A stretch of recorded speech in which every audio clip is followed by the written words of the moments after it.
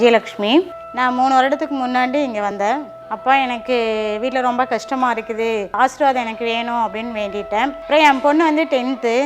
நான் பேனா வாங்கிட்டு வந்து ஐயாட்ட வச்சு சாமி கும்பிட்டு போனேன். என் பொண்ணு நல்லா மார்க் வாங்கணும் அப்படின்ட்டு வேண்டிட்டு போனேன். அதே மாதிரி என் பொண்ணு ஸ்கூல் ஃபஸ்ட்டு வந்தா. எனக்கு இந்த கை வலிச்சுது. ஐயாட்ட வந்து நான் கேட்டேன், எனக்கு இந்த பக்கம் கை வலிக்குது. மருந்து கொடுத்தாரு. ஒரு 30 நாள் சாப்பிட்டேன். அதுக்கப்புறம் இந்த கை வலிங்கிறது என்னன்னே எனக்கு தெரியாமல் போயிடுச்சு. உடனே சொல்லுவார், இந்த மருந்து நீங்கள் சாப்பிடுங்க சரியாயிரும் அப்படின்ட்டு. அவர் எங்களுக்கு இலவசமாகவே எல்லாமே பார்ப்பார்.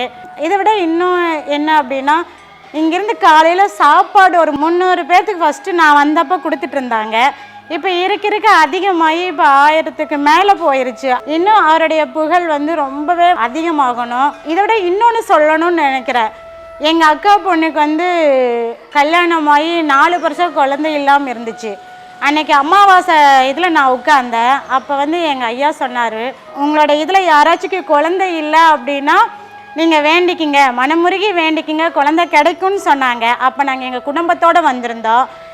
நாங்கள் 4 பேருமே எங்களுக்குள்ளே தெரியாமல் நாங்கள் வேண்டிட்டோம். எங்களை அறியாமையே நாங்கள் வேண்டினோம். ஆனால் அதே மாதிரி அடுத்த அம்மா 1 வருஷத்துக்குள்ளே குழந்தை பிறந்துருச்சு. இப்போ அவனுக்கு இனி வரப்போகுது, 1 வருஷம் ஆக போகுது. இதை விட இன்னொன்று என்னென்னா, என் பொண்ணு ஸ்கூலில் சேர்த்துறதுக்கு ஐயா தான் ரொம்பவே உதவி செஞ்சார்.